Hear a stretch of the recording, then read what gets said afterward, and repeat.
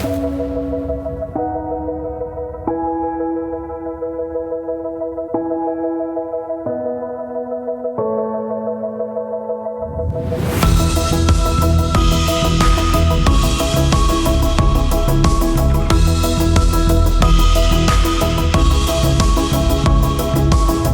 to Uncomfortable, conversations about culture and Christianity. My name is Eric, and today I'm joined by Rachel. Hey, y'all. And Mackenzie. Hello. And Alex. It's me.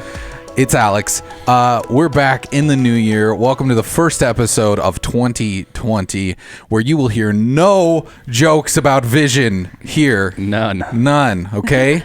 But I do have a pro tip. I learned this the other day about 2020. Anytime you're putting the signature in 2020, you need to put the full 2020. Yeah. Because someone could, if you just put 20, like if you did 19, like 1/8/19, you know, it was pretty clear. But now in 20, someone could add to the back like 2019 and, you know, change your whole entire signature in the dating. So quick pro tips from when you say signature, what are you referring to specifically? Like when you date something, okay, and then maybe like a check, or when you're dating a signature on like some document, you need to put the full 2020 and not just 20. That could be really bad. Pro tip.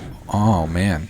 So you are welcome. None of you thought you were going to get that today, but you helped us out. Thank you. Alex, you're looking tan. You returned from Mexico. Yeah, I did. And then that was nice. I did. My youngest sister, got married this last week, and I got to do the ceremony and go down to Mexico, and they did a destination wedding, her and Jeffrey. So shout out to them. They're married now officially, and fun. It's awesome. So I returned last night, ready for this podcast. It's good to have everyone here. Rachel, Mackenzie, everything's well in your lives. Yeah. Everything's good. You had a good holiday, Christmas, New Year. You're ready to go? Yeah, I got to visit Arkansas and wear shorts on Christmas, so oh, well, that sounds can't be nice. Better than that. Yeah. I did not go to Arkansas. That sounds so nice. I stayed here where there wasn't any snow, so it was kind of in between. All right. Today we're doing Trending in 10. We figured we'd been gone long enough, and there's all kinds of things that have been happening, and we've been talking about the things that we've missed talking about while we were gone, and thought let's just do another episode where we each tackle a topic and we all talk about it. And I think we drew straws at the beginning, and Rachel is going first. Yeah, so one of the big things that I think that's been happening, especially over this past week, is the fires in Australia. Hold on. I got to start your timer. Oh. Okay. All right. Oh, no, wait, what did I do? You just got to ask Siri. Come on. I know. 2020. Oh, thank you. I need to have that 2020 vision. There it is. I broke my own rule. Go. All right, here we go. And so I think this one's really been just kind of on my heart recently, because I think there's two big topics kind of around this that people might be thinking about and wondering about. But basically, the fires have been huge, and like 27 people have died. Around 2,000 homes have just been destroyed by these fires, and they're spreading, and it's just kind of going crazy. And so for me, like one of the biggest things on my mind was just like, how as Christians are we supposed to help people in these situations, especially when it's like in another country?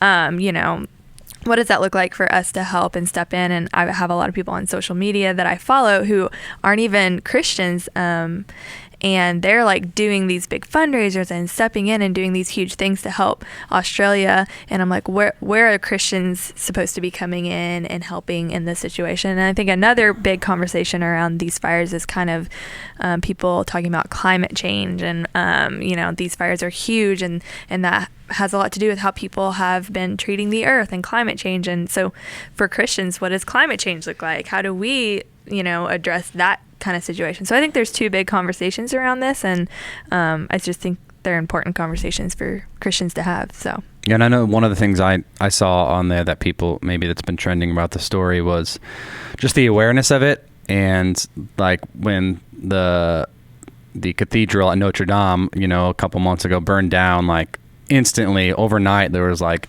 billions of dollars, I don't know if it was billions, but tons of money poured in, definitely millions of dollars poured in like overnight because of this historic, place, this historic part of Christianity, and really like a place that in our world has been a staple. And so instantly, like this one structure was burning down. Tons of people responded, but then like the response towards people losing their homes and all that has kind of had some angst with people, because they're like billions of, literally I think over 1 billion they've reported now, animals have died in Australia, and houses and people's lives. And so that tension between like a structure that's set up as like a religious institutional thing, and not even just, I don't think religious people were giving towards that, because it's just a historical building, that cathedral. And so I think that's another part of how we respond in these types of situations, and the compare contrast. I think that's been fairly recent. So yeah. And is that, you wonder, where's that coming from to, like the emotional reaction? Because I think people giving to that cathedral, is it because of their faith? Is it because they saw the history there? Versus what is it about Australia where you're seeing these people being displaced and animals dying? And I mean, it's crazy just looking at that map, and you see that it's like the whole continent is just surrounded in fire. I think like in some way we've kind of become desensitized to fires, because now they seem like they're everywhere. I mean, we had those fires in California and Australia, but they've been everywhere. And so it's almost like, oh, another fire. Like we just don't even feel the weight of it as much, I think, as we did before. But however, all of the pictures of the animals, I mean, my whole social media has been full of like kangaroos and koalas with just injuries, and it's just awful. And I mean, it is sad, but our world, I think we really like respond to animals when we see pictures of animals versus when we see tragedies with people. We might have a little bit of a different response sometimes. Yeah, and I think that's hard too, is like I felt like a sense of like, I need to do something, like I want to help, but then it's like you feel so helpless because there's like so many things happening. So it's like, well, if I help with this one thing, like how do I choose like to put my money here, or help with this one thing and not help with another thing there's so many things happening in the world. And so I think it just can seem overwhelming sometimes to try and just pick one, or choose to help certain things.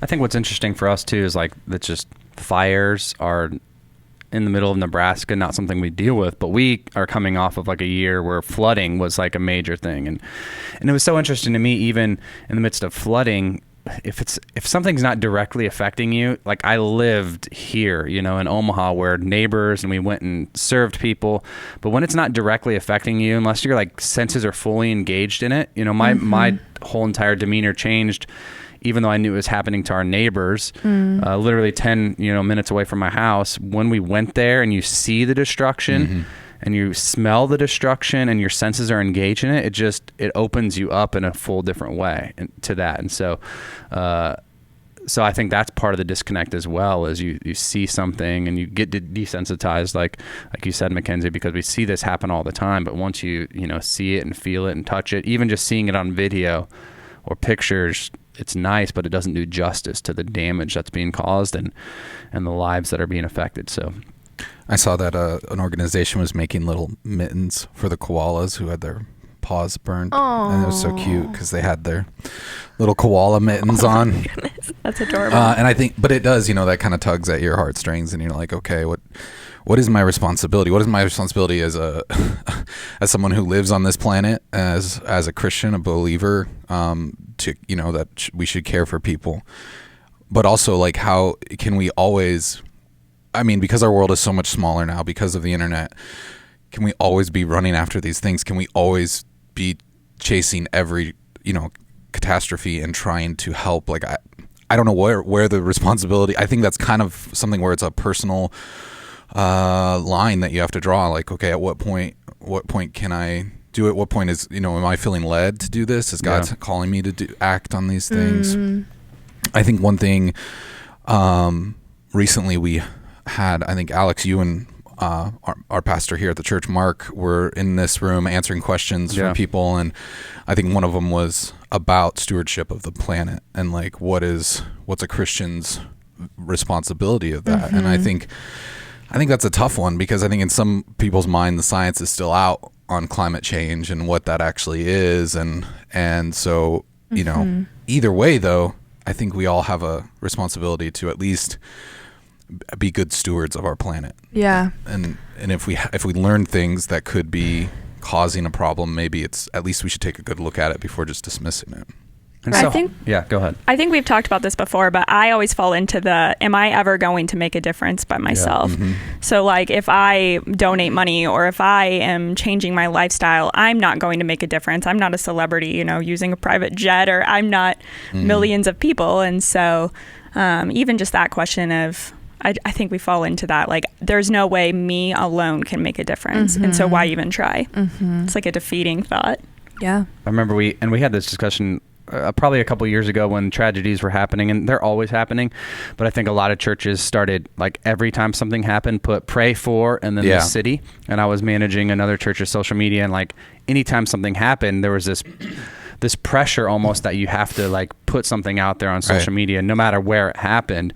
And then these things were happening so often that there becomes the stewardship of, okay, we prayed for this, but we didn't pray for this. And then, so I think there's even a stewardship of like what you're praying for and where you can figure out where are circles of influence and spheres that I can change, because there's always that balance of, yes, this is across the globe, but then I have a neighbor that I don't even know, or I have, you know, something happening in North Omaha, you know, where we can make change and can be effective. And there's always that tension of like the pain that's very local that I might be ignoring or not be praying for or things like that versus that's global. And so that's another stewardship issue I wrestle with in these types of things. And so, well, and I think, I mean, speaking as the social media manager for the church, I think that was something where we've battled with that too. Like, when do we post these? And then you start to see it as almost just a way to get likes. And I mean, I don't mean to speak dismissively of it, but it is sometimes a thing where it's like, okay, well, if I put this out there, I know people are going to be sympathetic to it and they're going to like it.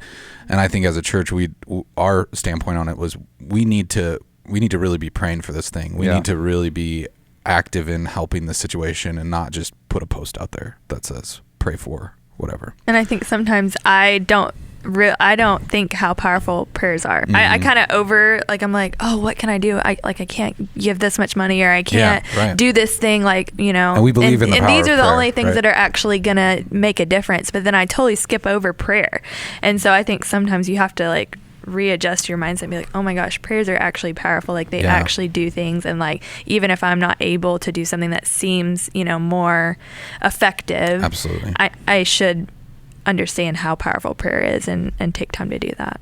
Yeah, hopefully that didn't sound. I think maybe to Alex's point too, it's like we're not trying to say that prayer isn't powerful, but when it is used as just a catchphrase to you know, gain social clout on your social media account or something like that, is where the problem is. And I think people got frustrated with that because they're like, okay, you pray thoughts and prayers for everything, but what's actually changing, you know? And so they don't understand that backside of it. And the timer is up. Man, I don't feel like I had enough time on that. That scared me. I forgot about the timer. I was still ready to keep going. I think it was a cricket. A cricket? Did I just call it? Yeah. Do we have to stop, don't we? Yep. Is that the rules? That's the rules. Yeah, we have to stop. I feel like we didn't even oh man. So much more. Okay. Next episode next week on climate change. All right. Who's going next? I forgot the order. I think it's me. It's you. Yeah, I think okay. You ready to do this? And so another thing that's happened, and it's been happening over the last several years, but recently the United Methodist Church, which is short for that as UMC, which is one of the mainline denominations, third largest denomination in the United States, announced that they're going to officially split at some point, and they're figuring out what that means. There's a traditional view in United Methodist Church of people that don't want LGBTQ clergy to be a part of the church and ordained inside of the church, and then there's those who do want that to happen, and so the church is going to split over those things. I worked in United Methodist Church for 3 years, and so to me, you know, this is an issue that I've dealt with, that they were dealing with even when I was there, and I wrestled with even before taking a job at United Methodist Church, just the theological implications of it. And I don't want to get into the what is right or wrong. I don't want to even get into the debate really of LGBTQ, is this good or is this bad for the denomination? But I think simply just for what it means for a denomination that has as much clout as the United Methodist Church. And, I think Christ community people especially, or those who are not a part of a mainline denomination, which I think mainline denominations are shrinking inside of the United States and worldwide overall, don't understand the history of those things and what those things have meant. And so just what it means for a church to split and there to be disunity over issues. This isn't the first time this has happened. Lutherans have done this historically. I think churches have done it, but I think it also begs towards, I don't know that anybody that started a denomination was trying to start a denomination, and then there become rules and structures, and we want to keep everybody in line. So what are you guys' thoughts over, I guess, church splits? Do you have any thoughts over this specific church split or experiences with the United Methodist Church that you guys have? Anyone? I mean, I feel like it's a really big deal for a denomination to split just because, like you said, this is a very old, historic denomination, the United Methodist. And so, I don't know, like some people who have grown up in that denomination probably would think like, wow, this is really sad. Where's the unity in the church? Like, is this really an issue that is worth splitting over? I think we ask that question a lot when big issues come in the church. Is this a we're gonna die on the hill kind of issue, or is this a minor issue? And so I don't know. It's crazy.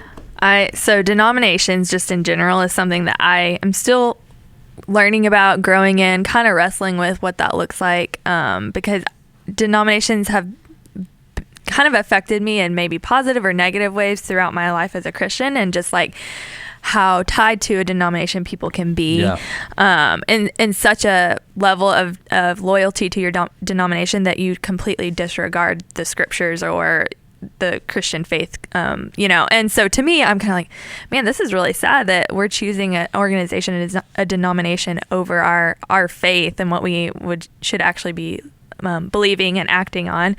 So I've had a lot of those kind of, situations, but I've also had like positive situations with denominations and how, they've been able to come together and serve each other and love each other the way, the church should. And so I think I'm still trying to figure out where I stand on denominations as a whole, just because I'm like, man, God was never like, okay, now go and make all these denomination of churches. It was like, no, we're going to be the church. We are the church. And so I think when you see a split like this, it shows just how broken even like the church world can be, of just like, that's, we're breaking the church apart. We're having these issues, and it's just causing a lot of hurt and pain. And so I don't know, this is a hard topic for me to kind of figure out my what I would my opinion would be on it. But I know that a lot of people are probably getting very hurt by the situation, which is sad. So I probably have a more unpopular view on denominations, because I think most people are moving towards like, we don't even need denominations. What do we have them for?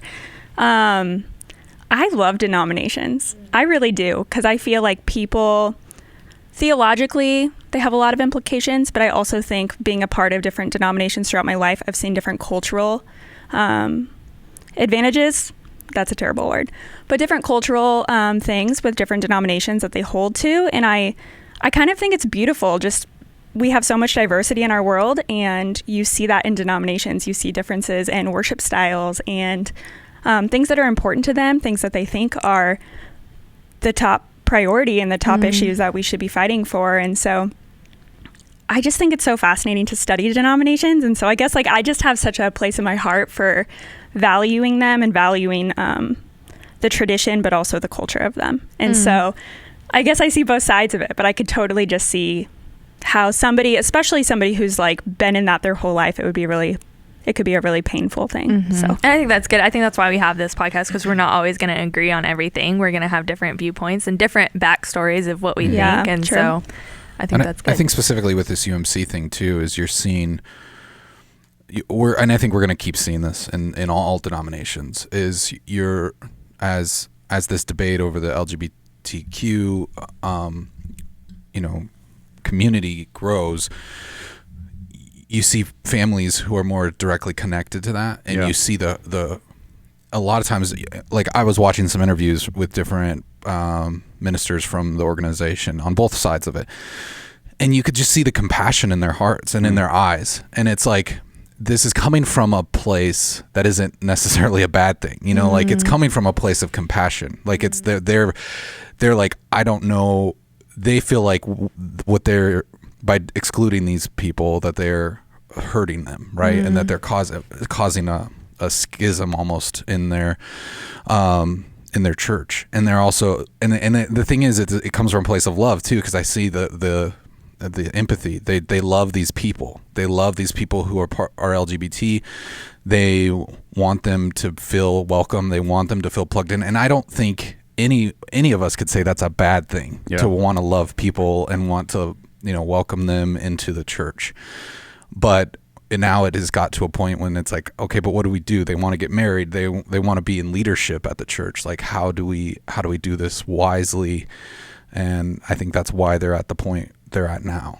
Yeah, I think, the big part is getting in proximity to these types of people, because I think on both sides of the issue, because I think a lot of times when we have these kinds of conversations, and even talking about headlines, one of the bad things about talking about headlines is they automatically, especially in this country, force you to pick a side, or they want you to. Obviously, we're going to be in the middle of an election year, and so, you know, we want to use terms like liberal or conservative, you know, and so, and if you dance on the fence, then, you know, you're just a sellout and you have no backbone and all this kind of stuff. And so there's this forced side of, okay, there's a liberal side of the church, there's a conservative side of the church, which, you know, people are going to argue about. And unless you're actually in the room with a pastor, like I have been with, you know, my former senior pastor, who knows that I have people in my family that have struggled with this. And man, that guy has invited me to lunch and really wrestling with this, and really wrestling with, man, I've believed something my entire life, and now this is becoming a bigger thing. And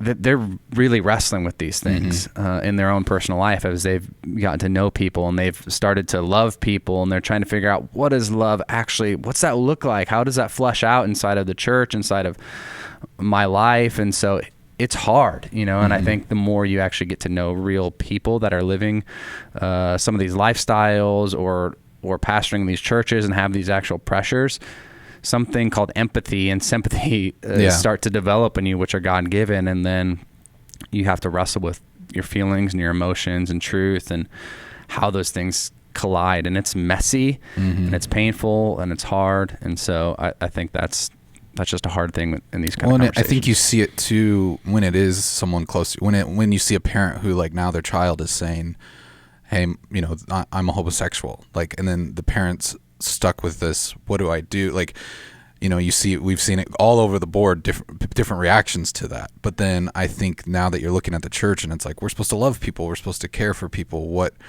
is our next move? And it's very complicated. But that denomination, correct me if I'm wrong, they actually came out affirming of that theologically, correct? No. Or no? Oh, okay. No. I thought that they did. No. Maybe I already said that. I think apologize. part of the problem has been, that's led to the disunity, is they actually voted in their book of discipline that they won't allow it, but they've been allowing it for a long time. So they've been ordaining without like any kind of, so it's been a silent kind of push against the church doctrine that's been allowed, and then they've kind of allowed it silently, and then now you've got a whole group of people that are like, no, we believe this, we love this church, and now we want to move across it. So that's what's kind of causing the split. Sorry, the crickets have chirped. Yeah, that was a good conversation. I mean, wow. All of these, I just feel like, you know, we're just going to... 10 minutes. We're just going to rehash these for episodes coming up. Yeah. Excuse me. I guess I'm next. Yeah. All right. I this is a story that was right around Christmas time, I think, a little before Christmas. Bethel Church, which I'm sure a lot of people are familiar with, at least the music. I think we sing, even at this church, we sing a lot of their songs. They're very well known for their music. One of their worship leaders, her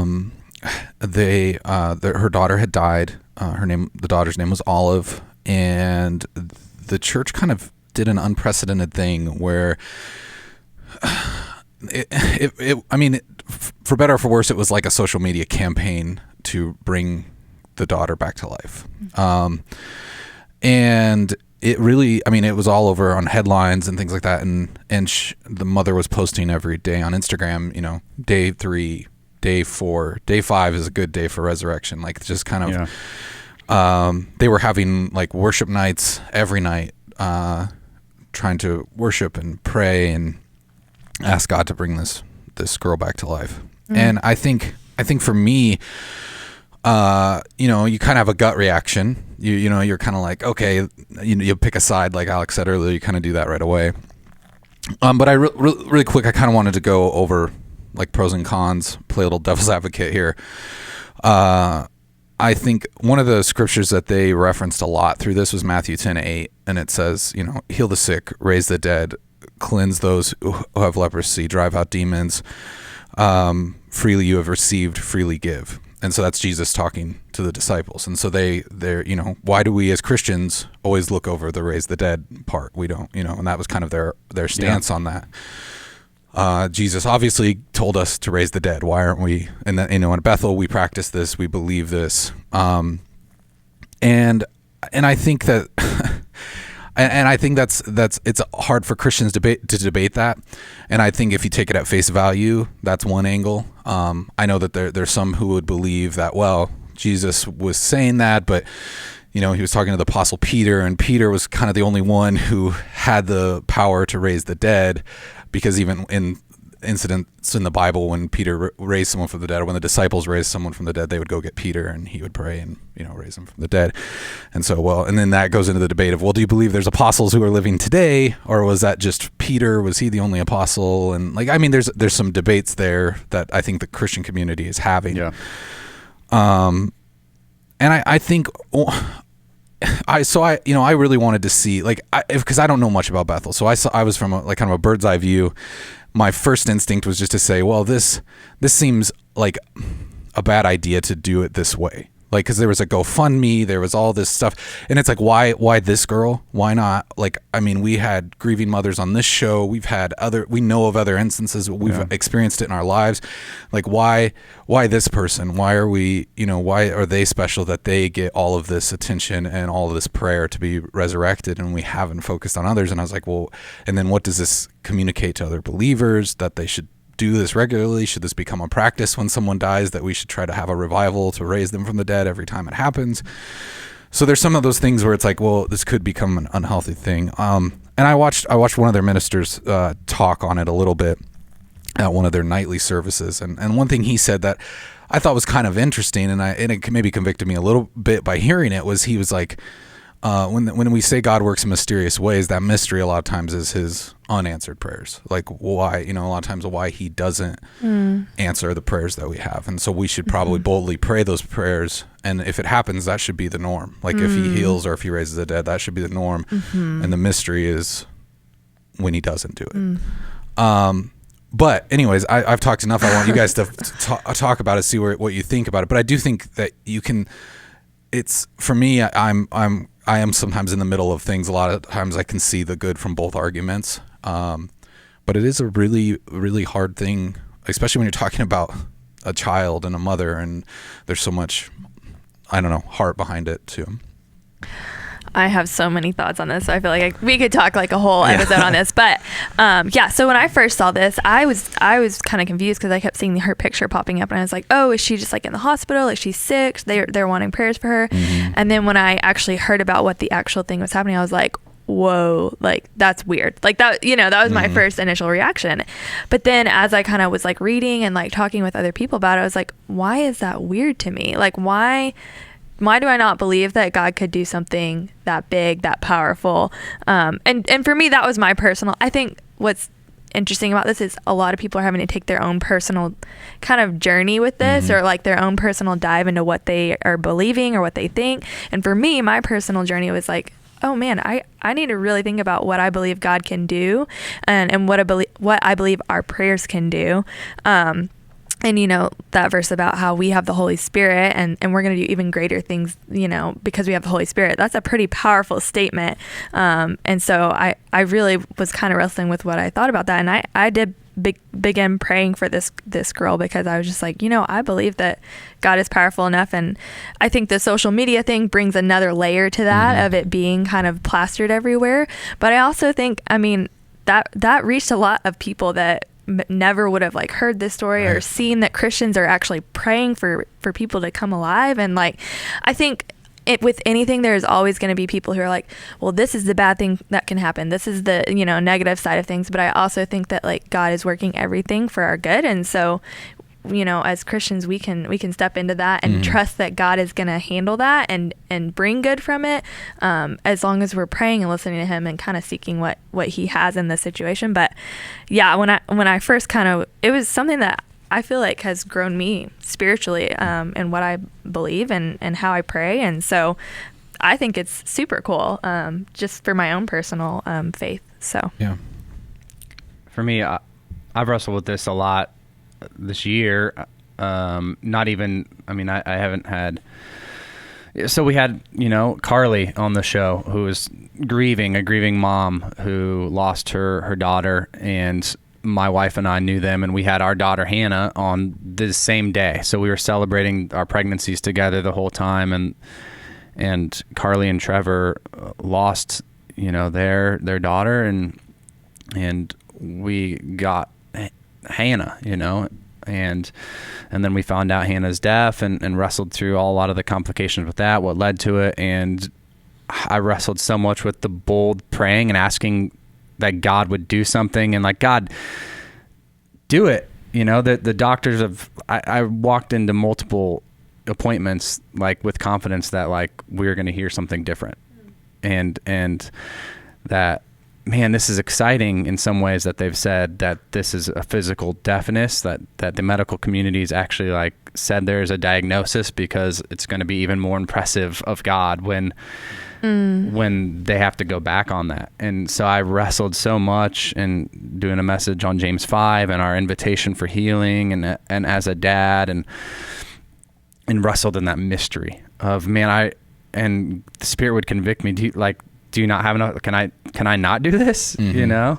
And then there's the realist side of me of like, but he doesn't have to, because he didn't do it, you know, for everybody, and he doesn't do it for everybody. And how do I live in the middle of that tension? And I'm still even wrestling, you know, through some of those things. And so, and I remember as a kid growing up at a pretty charismatic church with our pastor whose wife died, and literally we did the same thing. Social media wasn't around, but like I remember as a kid believing that her name was Lynette, the pastor's wife, who died, and she'd been healed a couple times miraculously of cancer, that God was going to heal her, and going to this service that we had like a resurrection service thing planned. And I remember having so much faith that was actually going to happen. And so I wrestle, I guess, with that, like, how much faith do I lean into the sovereignty and the goodness of God versus that faith thing. And I'm still wrestling with that at the same thing. But yeah, if my daughter would have died, you know, that's a whole different level of grief and pain and loss, and how to rectify all that kind of stuff. And so it's definitely invited me into reliving some of those things in my own personal journey and struggle over the last year. But it's been good. And like, I don't have time to get into all of how faithful God has been in the midst of the mystery, you know, and how many things he taught us and has taught me that would have never been learned without all of this. And so this is such like a sensitive topic, and I think that you'd have a different reaction depending on like what's happened in your life, you know, or if you've ever had experiences like losing a loved one, or praying those prayers, or even just praying for a miracle and like begging God and not having God give you that miracle. Like, there's so many things that you have to wrestle with after that. I think on an individual level, that's okay to do. Yeah. It's good. I hear Way to that. watch that timer. Oh, the crickets. Could talk for like 10 more minutes, Yeah, you know. the crickets everything. that just keep ruining this podcast. Truth. It's a tough one. It was a tough one. But yeah, there's a lot of YouTube videos out there already of people arguing about this. So if you really want to learn more. But no one is arguing about this next topic that Mackenzie has brought for us today. Everyone agrees on it. So here we go. You starting? Okay. So obviously, if you don't live under a rock, you have seen that we have been in some tension, our country with Iran. Mm-hmm. And just all of the things that have been happening the past longer than this week, but really this week, we had, to summarize, there was a leader from Iran that was killed in Iraq by the U.S. Mm-hmm. And this, obviously there's a lot of tension about that because he was a leader. Some would say he was a terrorist leader. They killed him, and people were very upset. There was a lot of mourning, a huge funeral, a lot of crazy things happening at the funeral, and they said they were going to retaliate. Ended up shooting some missiles at the U.S. troops in the Air Force Base. Correct me if I'm wrong on these details. Thank you.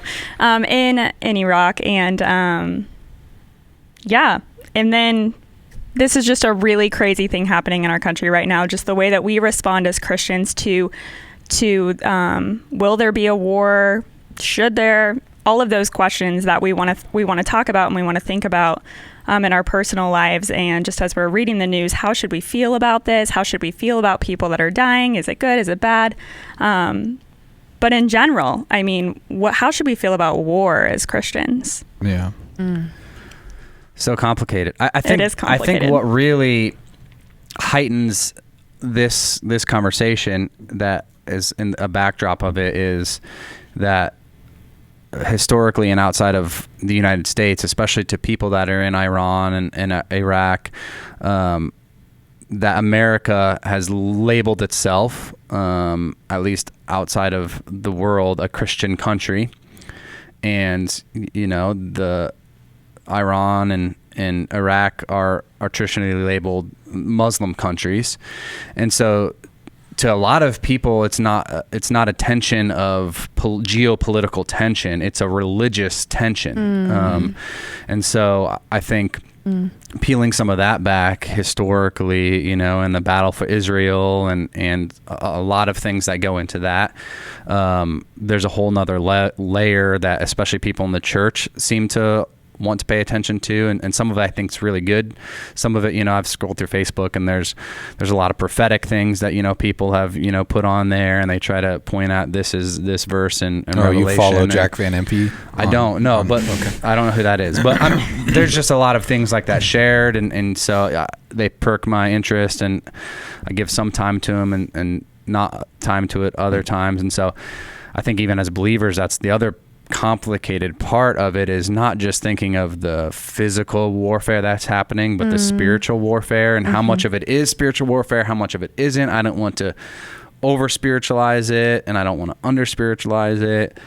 And so I think that's another layer of complication, that would add to it, versus like if we went to war with, Mexico, and we were even closer and things like that there wouldn't be that religious aspect to it that I think just is gasoline on the fire for the countries, because of our stances of traditionally, historically, Islam and Christianity have been at war since Genesis. And so that's the other reality of it that I think is hard, and we talk about more in the church maybe.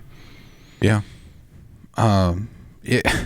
Excuse me. It takes so many different layers to it, or forms, I guess, in this conversation, and I think the spiritual side of it's very important. I remember around 9/11 having conversations with people who just had so much hatred for that part of the world, that you would hear them say things like, oh, well, we should just make it a parking lot, and we should just and they just talk so aggressively about it, and so much hate. And it's one of those things where I don't know that our country is completely healed from some of those things. I don't think it has. And I think that I think like any different type of people group out there, like we have to still love them. Like that's our mission. Like as Christians, we have to love these people no matter who they are. And I think that's a really hard challenge sometimes, especially when they commit atrocities, especially like singling out Christians and, beheadings and all these other things, and also I think in the political climate that we're in, it also ramps us up one more notch, even, with the love or hatred for Donald Trump that we see all over our news media and social media, and pointing fingers, and it spurred this whole World War III trending thing on Twitter and Instagram and things like that. People making jokes about you said it earlier. The draft. The draft. I was like, being recruited? No, the draft. Which, side note, I was terrified of the draft when I was like 17. Like I was like, I don't know. Anyways. But yeah, I think it's one of those things where everybody's trying to wrestle through it, and depending on where you stand, maybe in your faith or in your political viewpoints, it makes it much more difficult. I think that just a little bit of backstory on it, like the general that was killed was in power for like 20 years. He had been leading a lot of these conflicts we'd had back in the 90s, or even when in 2003 when we caught Saddam Hussein. Like he was all part of this stuff. Like he was all part of that narrative. So taking him out might change things. We don't know, but obviously it's caused a lot of strife. It's caused a lot of tension. They've been threatening Dubai and Jerusalem, and it also this, they pulled out of the nuclear deal that they had. I mean, I think Trump might have pulled out of that in like 2016 though as well. So there's a lot, and it's probably a lot over our heads too. Like a lot of stuff that we are not, able to process or communicate. But I think it is one of those things where keeping an even killed attitude towards it, and not going too far to it's the end of the world, and not going too far to it doesn't matter, and trying to stay in the middle a little bit here, just to hear people out and try to learn from it.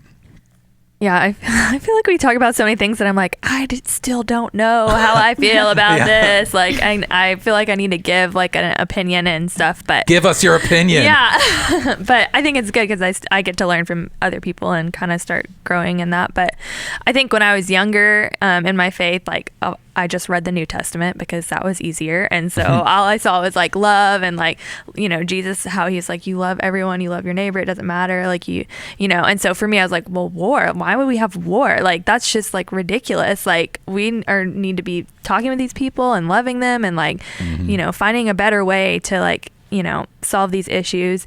And then I read the Old Testament and I was like, oh my gosh, like there's so much war in the Old Testament, and like God was like leading these people in war, and like gruesome things were happening. And so then I was like, confused. Like I think I've kind of been in this like, well, God was leading war, but then Jesus came and it's all about love and like, love your neighbor. And so I think I'm still trying to process like, what does that look like as Christians? Like, what is our view on war? What is our view on like taking steps towards something that God's called us to? But, I don't know. I'm still trying to figure that out. But I also think, like you were saying, Alex, like there is that tension of like religion in this kind of thing. But it's also kind of funny because I think that we still think that America is this big like Christian, I don't know, country. And like it's kind of not. Like it's kind of going less and less towards being all Christians. And so, when you think about, well, America is, doing these attacks, it's not like a Christian country is making this attack on,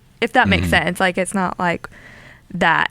And so I'm still trying to figure out kind of what that looks like for Christians and their view on war, and that's something that I'm still wrestling with. So I don't necessarily have a specific like, yes, he should have done this, or no, he shouldn't have done this kind of viewpoint on that. So. I will say I got an email this week while I was out of the country from the U.S. Embassy. That was, just alarming when you're out of the country. It's like, hey, due to the conflict in Iran, just make sure you have your passport on you at all times. Make sure you know where the U.S. Embassy is. Make sure you have all your documents, just because even though we were in Mexico and they're not involved in the conflict, there's just people that have thoughts and opinions on our country, and that it could just be harder. And so they were just trying to send that. So that like stoked a little bit of, I'm sitting eating fish at a restaurant and got that email, and my wife got an email. She's like, oh my gosh. So I was like, she's like, is this real? And then I look at it and I'm like, I got it as well. And so there was a little bit of a fear inside of that, and perception of other people, and how is it going to be going back through immigration, which was a little tougher.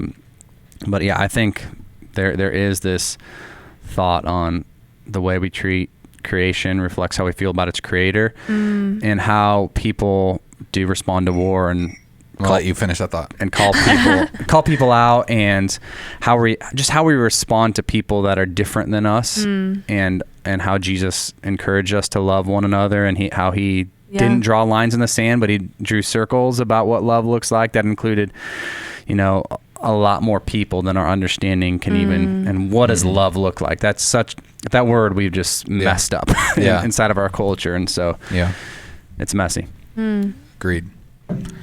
Any final thoughts before we wrap this up? Anybody just like, I didn't get to say something, I need to say it, I need to. No. All very short conversations about good things. Yeah. It's tough. It's good. I think anything like even stuff political like this, it's like we are not in those rooms. We have like such a small pinhole perspective of what's actually happening that it makes us very unequipped to talk about it in some ways too. So I think that's what's hard about these conversations is I don't like, there's so many things happening, and we're not all like, professionals about any of these things. So but I hope people listening are working through it too. And I think it's cathartic, hopefully to hear us kind of working through it ourselves. And speaking of that, we'd love to hear your thoughts on this. If you have any questions, or if you just want to say, hey, you really got this wrong and you should fix it, you can send us an email to podcast@cccomaha.org. Or you can reach out to us on social media anywhere @CCC Omaha. We'd love to hear from you. But I think that does it for us this week. Oh, there was one thing. We do have a survey out there, right, Alex? Yep, we do. We have a survey out there. We want to, we had done 25 episodes leading up to the new year in 2019, and now that we're in 2020, which you're always going to put 2020 on everything. We learned that lesson at the top of the show. But we just do want to hear from you. We value your feedback. We want to know how your experience has been, and kind of just help us make this the best that it can be, and make sure we're reaching our audience and taking that into account. So we have a survey that's out there. We're going to give away a $50 Amazon gift card here in the next week if you just fill that out. If you've listened to any of our shows and episodes, we'd love to hear back from you, so that as we continue to make this thing go, we're taking that into account. And so go to cccomaha.org/survey. Yep. And if you're not listening this week that this aired, you're probably not going to win that gift card. But you can still fill it out just for fun. If it's still there. If it's still live, we'll see. All right. Thanks everybody for listening, and we'll catch up with you next week.